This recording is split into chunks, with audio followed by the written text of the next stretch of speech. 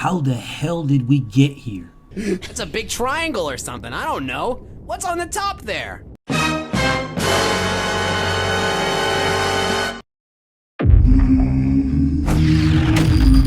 Straighter. Yep. That roundhouse right hand. And that's what we've been talking about. The straight shot is the one where he gets leverage on it. I don't want to kill Pull somebody back for a little few bit. seconds. Nah, I want a body on my record. Now, I want to see you fight motherfuckers. I do. All right, I'm with you. I'm with you. As long as you're trying to fight the great, the best competition.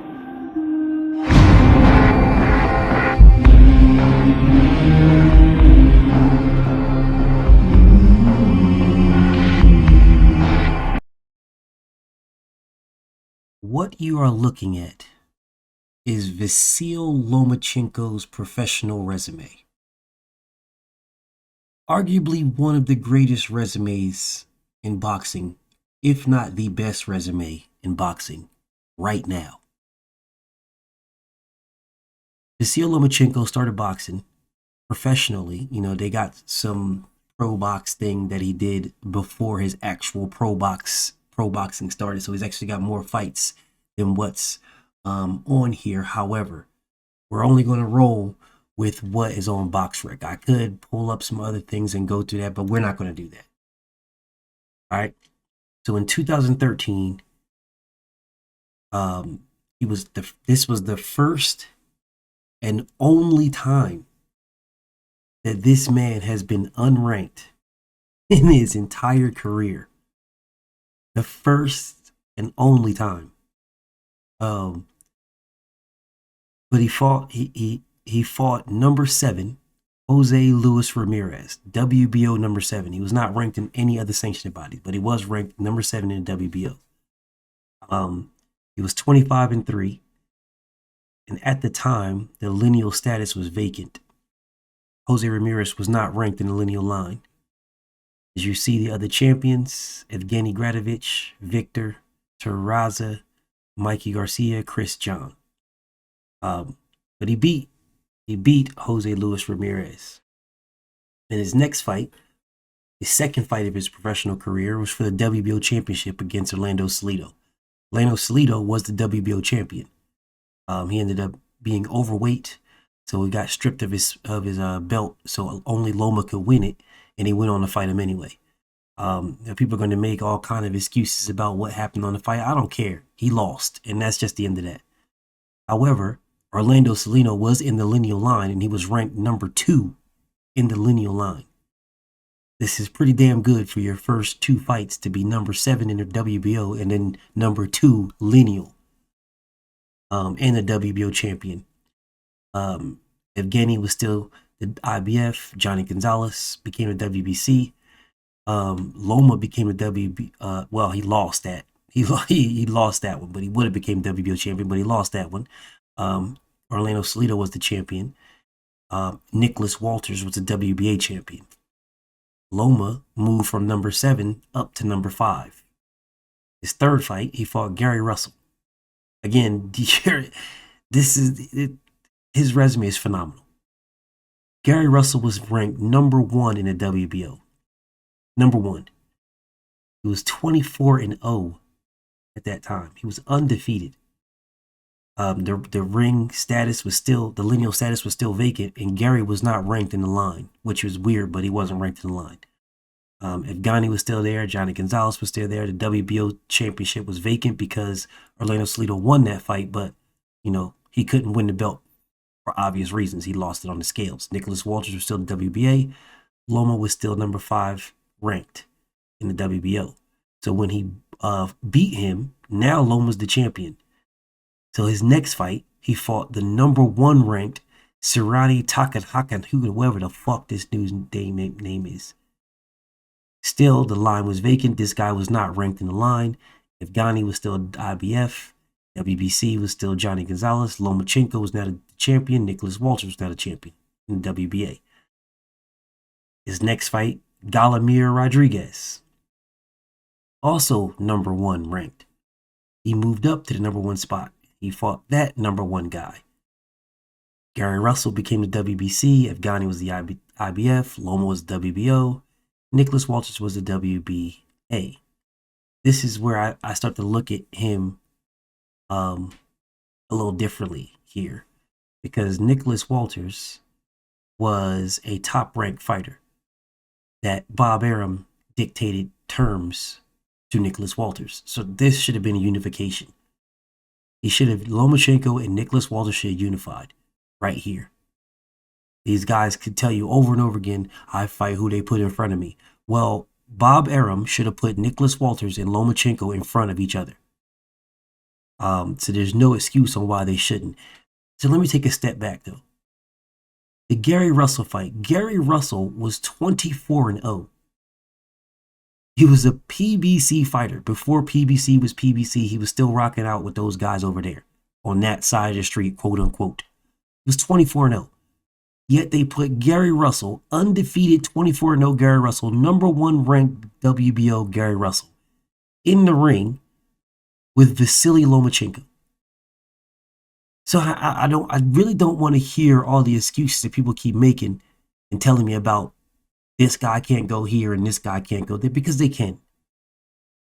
It's just up to you putting the right amount of money in front of somebody's face, and then they'll do it, unless there's a fear factor there where the money don't even matter. But anyways, let's keep it pushing. So after he fought Gallimar Rodriguez in a title defense, he fought Romulo Kashishi. Listen, bro, I don't like that. But you fought 3 number 1s in a row. How are you now fighting a number 7? Now, don't get it twisted. His resume is phenomenal, but still, you're fighting a number 7 in the WBO. Number 7. Like, I get it. Voluntary, I totally understand. But it's a number 7, and it just so happened to be your last fight at 126. Why didn't you try to unify? You fought Gary Russell one time. Why didn't you try to fight Gary Russell again? Well, this right here baffles me, and it will baffle me every single time. You claimed you wanted to be undisputed. Gary Russell is saying he wants to rematch. He believed he beat you. He believed he was weight drained and blah blah blah. Although he's still fighting you at the same weight class. He had his reasonings and yada yada yada, but the fight was still there. Why didn't this man fight this? This I will never understand this part right. I will never get this. Why he did not fight Gary Russell in a rematch? Because he could have fought Gary Russell in a rematch and unified that division. It might not have been undisputed, but he still would have unified. Lee Selby probably wanted more money. Leo Santa Cruz probably wanted a big bag. Okay, you're top rank. Why can't you provide it? We don't even know what Leo wanted or Lee Selby wanted. But Lomachenko said he wanted undisputed and never even went after it. This is the part right here that will always get me on Lomachenko's resume. Always. Because even if he didn't become undisputed because Leo Santa Cruz and Lee Selby, might have wanted an enormous amount of money. And then again, maybe they didn't, but they might have. Gary Russell wanted the smoke. So if you claimed you wanted undisputed, you could have at least been unified. At least. You can't just say, I want undisputed, but because Lee Selby and Leo Santa Cruz aren't going to fight me, then I'm not going to fight nobody. It doesn't work that way. If you want undisputed, you go after it. You can fail in the attempt, but you still go after it. And Gary Russell was right there, and you did not go after it. Moving on. You move up to 130, and you fight Roman Martinez, who was a WBO champion. Now, I don't have a problem with him fighting Roman Martinez at all. Don't have a problem with it. But there was other fighters he could have fought, like Jezreel Corrales, Francisco Vargas. He ended up fighting Jose Pedraza later on, but he still could have fought him for the IBF. Because if you guys remember, the IBF Pedraza got beat by Tank Davis. So if Lomachenko would have went after Pedraza right away and then went and fought Roman Martinez, he starting to close the doors in on Tank, because that's who he was calling for at that time. But he didn't. It is what it is. So he beat the WBO champion, Roman Martinez. He used his WBO status and moved up and fought Roman Martinez. I got no problem with that. None at all. Rock on. But he didn't unify with Jezreel Corrales. He didn't unify with Francisco Vargas. And he didn't unify with Jose Pedraza. But yet again, he said he wanted to be undisputed at 130. At some point, you got to do something, bro. Some point. But whatever. So his next fight was Nicholas Walters, who was number 8 in the WBO. Now, Nicholas Walters was a top-ranked fighter when Lomachenko fought him, and he was a top-ranked fighter when he was a WBA champion. So there was no reason why Lomachenko and Nicholas Walters couldn't have fought when Lomachenko and Nicholas Walters were both at 126. So there it is again. He could have at least had 3 belts at 126. 3. He could have been the WBO, the WBA, and the WBC. Now, he might not have gotten Evgeny Gradovich or Elise Selby. He might not have got them, but he would have damn sure got Nicholas Walters. It was an in-house fight.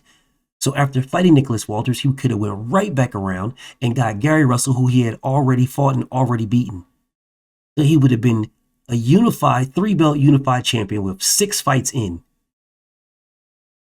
Only waiting on Lee Selby. Whatever. These are my issues here. Again, I'm nitpicking here, but at the same respect, these nitpicks are 100% valid nitpicks because I'm only going off of this man's words. He said he wanted undisputed.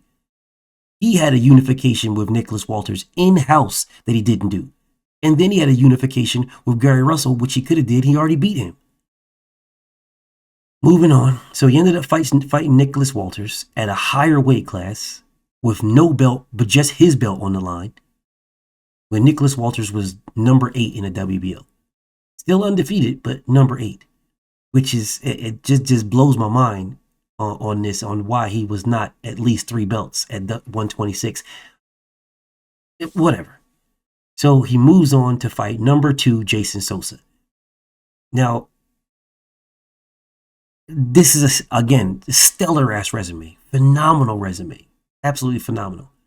But if you start fighting, you fought number 1. Why are you now fighting 7 and 8 and 2? Why? If you're fighting number one, then why aren't you keeping that? Whatever. So he beats Jason Sosa. The good part about Roman Martinez, Nicholas Walters, and Jason Sosa is all of them were ranked in the lineal line. Now, the championship was vacant, but Roman Martinez was ranked number 5 in the lineal line. Nicholas Walters was ranked number 10 in the lineal line, and Jason Sosa was ranked number 9 in the lineal line. So at this particular time, he had fought 4 recognized, like lineally recognized fighters, 4 of them. And he's like 10 fights in, 8 fights in. So when he beat Jason Sosa, Tank Davis had beat Pedraza already. So now Tank Davis was the IBF champion. Miguel Burchelt was the WBC. And then Jezreel Corrales was the WBA. Now, I understand that, you can't force people to fight you. I get that. But if the man is saying he wants undisputed, he wants to be the undisputed champion at 126, the undisputed champion at 130, well, at some point, you're going to have to sacrifice something. At some point. At some point, you're going to have to go to the table and let the champions know, hey, look, this is everything on the table. Everything. What do you want to make this fight happen? I'm willing to take the short end of the stick to at least be unified. At least. Because once he becomes unified, now he's a higher priority for a lot of fighters because now he's the name. Now, he was the name before. He was the name. But he wasn't the money. The money was coming with other fighters, i.e. Tank Davis. Although Tank wasn't making that much money back there, but money was still coming along with him because of the gates and stuff that he was doing. So it would have been beneficial if Loma would have been able to unify, or at least, bro, he could have unified, man. He could have unified. He could have unified. I'll put it to you like that. Whatever. So he moves on to fight number 10 in the WBO. Again, number 10. I don't know why he couldn't have fought anybody from number 1 through number 9, but whatever. Number 10, Miguel Mariaga. His lineal status was still vacant. Hank, Burchell, Jazrael Corrales were still all the champions. Moves on it again to fight Guillermo Rigondeaux. This is what wild to me because Guillermo Rigondeaux moved up 2 weight classes and the WBO made him the #1 contender. They made him #1. But there was other fights, the other fighters that moved up and the sanctioning bodies did not make them #1. Guillermo Rigondeaux wasn't the WBO champion at 2 weight classes down. He was the damn WBA champion. 2 weight classes down. He wasn't the WBO. Hell, he got stripped of his WBA for fighting the WBO champion. This part right there is crazy to me. Super crazy to me. It's even more crazy to me that you fought Guillermo Rigondeaux when the IBF title was vacant. You could have fought whoever was #1 in the IBF to unify the WBO and the IBF titles. You fought Guillermo Rigondeaux. Why? Payday. You want payday. Because it was a bigger bag. It was a big bag for you. That's why Lomachenko fought Guillermo Rigondeaux. It was a big bag, and Guillermo Rigondeaux was moving up 2 weight classes. Like we can keep it a buck with ourselves. If he said he wanted undisputed, he should have went after it. The IBF was vacant. All right, it was vacant. Gervonta Tank Davis had lost his belt in the scales. That's a whole nother lie, but the belt was vacant. If he wanted undisputed, he could have went after undisputed. He could have went right then to get that belt. But instead, he fought Guillermo Rigondeaux, a guy who's moving up 2 weight classes, and then he moved up himself. Now, Lomachenko was the WBO super champion. We know for sure that the WBO has rules that allow them to move up and become the mandatory for the WBO champion who is higher than them. However, he fought Jorge Linares. Jorge Linares was the lineal champion. He was also the WBA champion. So the WBO champion moved up and became the mandatory. He was not ranked, but he became the mandatory for the WBO champion right away. Whatever. So he beat Jorge Linares, which was a really good fight for him. He got dropped in this fight, but he still beat the man. All right, he beat him. He became the lineal champion himself. At the time, Robert Easter was the IBF, Mikey Garcia was a WBC, Beltran was a WBO, and Linares was a WBA. So when he beat Linares, Mikey Garcia was fighting Robert Easter. So Mikey Garcia was now the IBF and the WBC, and Jose Pedraza was the WBO. Here's the dilemma I have here. He was trying to fight Mikey Garcia, but he was trying to fight Mikey Garcia not just for the belts. He wanted Mikey Garcia because Mikey Garcia was the bag. Mikey was the bag. That's why he was trying to fight Mikey Garcia, for the bag. All right. But he ended up fighting Jose Pedraza and unified the WBO and WBA. I have no problem with that whatsoever. None. That was a phenomenal way to go about it. But he instead of fighting Jorge Linares, he could have went after Robert Easter, to be honest. But you already know how that was going to play because Robert Easter was fighting Mikey Garcia. So he was sort of between a rock and a hard place right here. So with this one, I would have preferred him to go a different route, but it is what it is. He went the route, pretty much the only route that he could have went, to be honest. If you moved up and you can get a Jorge Linares, then you could have moved up and got a Mikey Garcia right away. He probably just, I don't remember what was going on with the money. But I know Mikey Garcia was saying that he wasn't going to fight Lomachenko until Lomachenko left Bob Arum, which was some goofy ass shit. Like, bro, come on, Mikey, bro. The best way to fucking mess over Bob Arum is to beat up his favorite fighter, not to sit around and play these little scary ass games that, I'm not going to fight nobody. I'm not going to fight him until like, come on, Mikey, bro. Like, you fucked that up, Mikey. Like, you fucked that up. He hit right there. Vasyl Lomachenko right there could have been undisputed at 130 with the Mikey Garcia fight. Right there. Mikey Garcia fucked that up. Having this little hissy fit going back and forth with Bob Arum. All he had to do was beat Lomachenko up. You beat Lomachenko up. Now you're undisputed and you shit on Bob Arum. But whatever. So I blame Mikey for that one. I don't really blame Loma. I blame Mikey for that one. But anyways, so he goes on to fight Anthony Corolla, who was number 10 in the WBO and number 1 in the WBA. But now he's a WBA and WBO champion, so this one sort of makes sense. It makes more sense because, there's a number 1 guy in the WBA. But then it doesn't make no sense to his other fights where they're 7, 8, 2, and 10. Because now you're going right back to fighting the number 1 guy again. All right. So then after this one, he petitioned the WBC because Mikey Garcia vacated his belt. So he petitioned the WBC. He could have just fought. Richard Comey instead, right? He could have fought Richard Comey and unified the WBC. I mean the WBA, the WBO, and the IBF. He could have did that. There was all in-house fights. He could have unified, right? And then fought Devin Haney because Devin Haney had Luke Campbell already locked in. The negotiations was done. They were supposed to fight for the vacant WBC title, and the winner of that could have fought Lomachenko, and became undisputed right then. But Lomachenko did the smart play. It was a smart play. It wasn't stupid. It was a smart play. I tell people to do this all the time. Like, bro, if you have a guy who's a champion in-house, right, and you have a belt somewhere else that you can try to get that belt that's somewhere else, you go get the belt that's somewhere else and then unify with the guy that's in-house, because it's easier to unify with an in-house fighter than it is to try to unify with someone who's not in-house, right? So he did this smart play to go and go petition the WBC to fight Luke Campbell for that vacant WBC title. So I don't have no beef with that at all. He did this smart thing. But see, then that goes back over here to when he could have fought Nicholas Walters then.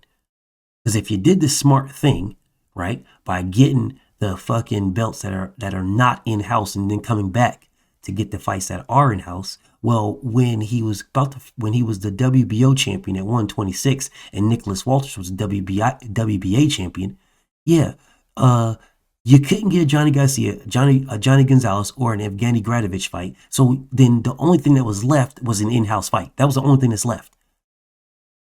So you should have got it. That was the smart play. And then it goes even further. The smart play is to fight the rematch with Gary Russell, who was trying to fight you, who was not in-house. That was not an in-house fight. You did that when you fought Luke Campbell. That was not an in-house fight. You went the proverbial across the street. And you got a petition to WBC to get that belt with Luke Campbell. You could have did the same thing with Gary Russell. He wanted to fight you. You could have went across the street, fought Gary Russell, got to WBC, and then went back and unified that. Unified that with Nicholas Walters.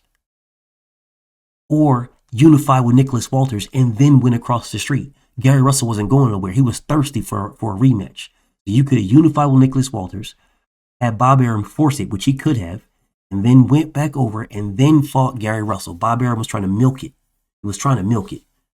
Lomachenko wasn't smashing the gas and pressing for it. But anyways, so now we'll move back on. So Lomachenko beat Luke Campbell, became the WBC champion. And instead of continuing on with what he was doing, as you see, he became WBO champion. Then he fought the number one. So instead of doing it now, he wanted to be undisputed at 126. He wanted to be undisputed at 130. He wants to be undisputed at 135. So you can see the pattern. He became a champion. He fought the number one guy. Became a champion, fought the number 8, number 2, number 10, number 1. Became the champion, unified, fought the number 1. Fought the number 1 again. But mysteriously, when you unify the WBC belt, you do not fight the number 1, which is Devin Haney. Mysteriously. You get the franchise belt so that you don't have to fight Devin Haney. And Lomachenko fanatics are telling me, oh, he wants to be undisputed. He wants to be undisputed. Well, I'm telling you, he could have been undisputed in two weight classes already. At least 130, he could have been undisputed. At least. He could have been unified with at least 3 belts at 126.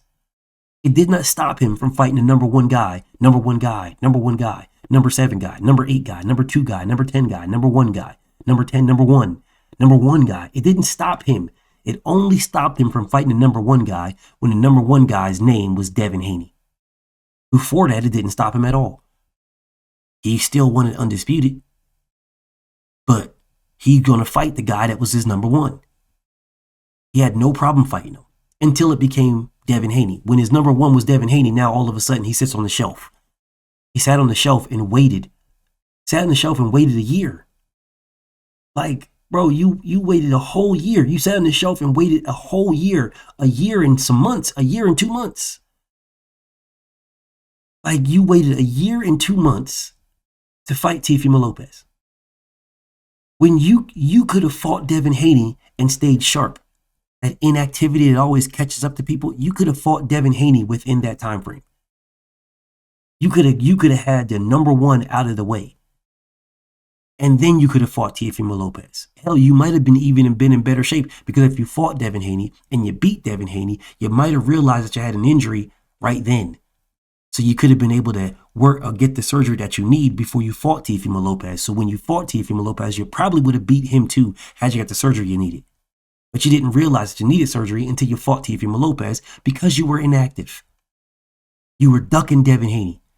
You could have fought your number one just like you fought any other one of your number ones. You fought all your other number ones. You could have fought your number one here. Well, not all of your number ones because you missed 3 of them, but still, you still fought majority of your number ones. You could have fought your number one here. You didn't even fight anybody. You were just inactive. So then you lost to Teofimo Lopez. So that's who you fought for the IBF title, which again is a smart play. It's a smart play because you went across the street or wherever you went. You've got Luke Campbell. Then you ducked Devin Haney and you signed for the franchise belt, right? So now you're the franchise champion. You're the WBC franchise champion. So now one belt with that one fight was an in-house fight with Teofimo Lopez, which is still, this is all smart plays here. You still duck Devin, but it's a smart play though. It's smart to sign for the franchise belt because now you have no mandatories. And the franchise would be cool. It would be cool if it followed its own rules, but it didn't. It didn't follow its own rules. The franchise sort of fucked itself up, right? It could have been just like the WBA Super Championship, just the real champion with no mandatories.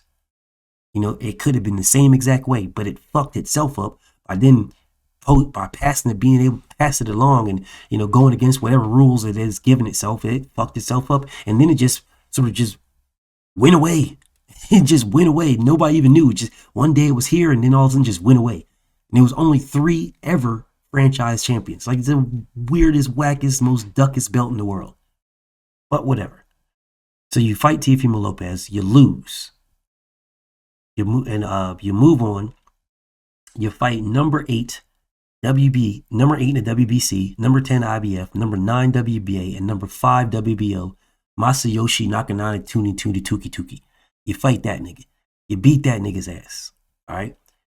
You get right back on the horse. You're now number 5 in the IBF, number 2 in the WBA, number 2 in the WBO, number 1 in the WBC, and you're number 1 lineal. You're actually in front of Devin. Because Teofimo Lopez was the champion, and you were right behind him as number 1. Tuki was number 10 in line of the lineal status. So if you look at this, man, he fought some serious heat here. He fought some serious heat. So Teofimo Lopez was number 1 in the lineal line. George Kambosos became number. He didn't fight George Kambosos, but when Teofimo Lopez. Well, he didn't fight him yet. He's going to fight him. So he fought Teofimo Lopez. Teofimo lost George Kambosos, who became the lineal champion. But he fought Richard Comey. Richard Comey was number 5 in the IBF, number 4 in the WBO, number 5 in the WBC, and number 3 in the lineal line. So when he fought Richard Comey, you would think that he would move up in the IBF, but he actually dropped. So he dropped to number 6 in the IBF. He dropped in the WBA to number 4, but he moved up in the WBO to number 1. So he was number 1 in WBO and number 1 in WBC and still number 1 lineal. I don't know why he dropped when that's good ass. Richard Comey was a good ass opponent with good ass rank. So I don't know why he dropped, but you know, he dropped whatever. His next fight was a guy who was ranked lower than Jermaine Ortiz. Than Richard Comey, and Jermaine Ortiz. Jermaine Ortiz was ranked lower. As you guys see, he was number 7 in WBC and number 12 in the WBO. So he was ranked lower than Richard Comey, but for some strange reason, that moved him up in the IBF to number 3 and kept him at number 4 in the WBA and number 1 in WBC and number 1 in WBO. But he just moved up in the IBF, which was weird. And he stayed number 1 in the lineal. Whatever. I don't know what the sanctioning bodies be doing. They be on some goofy ass shit. His next fight and the last fight that he's fought so far, because he's got George Kambosos coming up, but they haven't fought yet. But the last fight he's fighting right now, the last fight he fought was Devin Haney for Undisputed, which he lost. All right, he lost. It was a good fight. He started too late. Just same way he started. Well, he started worse against Teofimo Lopez. He started better against Devin, but Devin put him on the back foot, which is not what people normally do to Vasyl Lomachenko. They try to box Lomachenko, try to stay away and jab and blah, blah, blah. Devin put him on the back foot. He stepped right to him and put him on the back foot. And had him at a disadvantage. So by the time Loma started letting his hands go and getting off some shots, it was too late. It was too late. If he would have knocked Devin down, he would have won the fight. But he didn't knock Devin. Well, I wouldn't even say he would have won. He would at least got a draw or close to it. But yeah, bro, I clearly gave him 3 rounds. Clearly, everything else was murky water. And if anything, you could have had it a 7-5 for Devin. So if anything, was murky water. When I first watched it, I had Devin winning, and every time I watched it again, I had Devin winning by more and more and more and more and more. So the right man won. But that doesn't mean that Lomachenko is trash, right? The right man won. Lomachenko, even now, after the fight, he's number 1 in WBO, number 1 in WBC, number 3 in the WBA, and number 3 in the IBF, and number 1, still lineal, number 1 lineal right now in the rankings. But the championship is vacant because Devin is moved up. This guy has fought pretty much everybody. In 20 fights, every opponent he's ever faced has been ranked. He's fought 20 ranked opponents in 20 fights. He's fought 6 undefeated fighters. He's fought 5 champions in 20 fights. And half the fights he fought, half of them, half of the fighters were lineal ranked fighters. They were universally recognized lineal top 10 ranked fighters.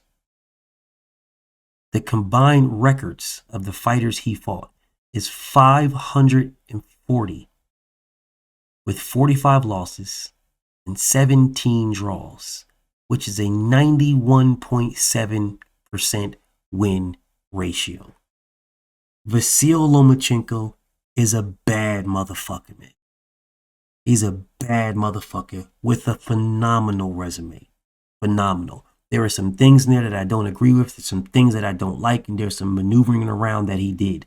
Like, he should have been Tank Davis's mandatory if he's claiming that he wants to fight Tank Davis. But that's neither here nor there. We're talking strictly about what the numbers say. And what the numbers say is this is a bad, bad motherfucker.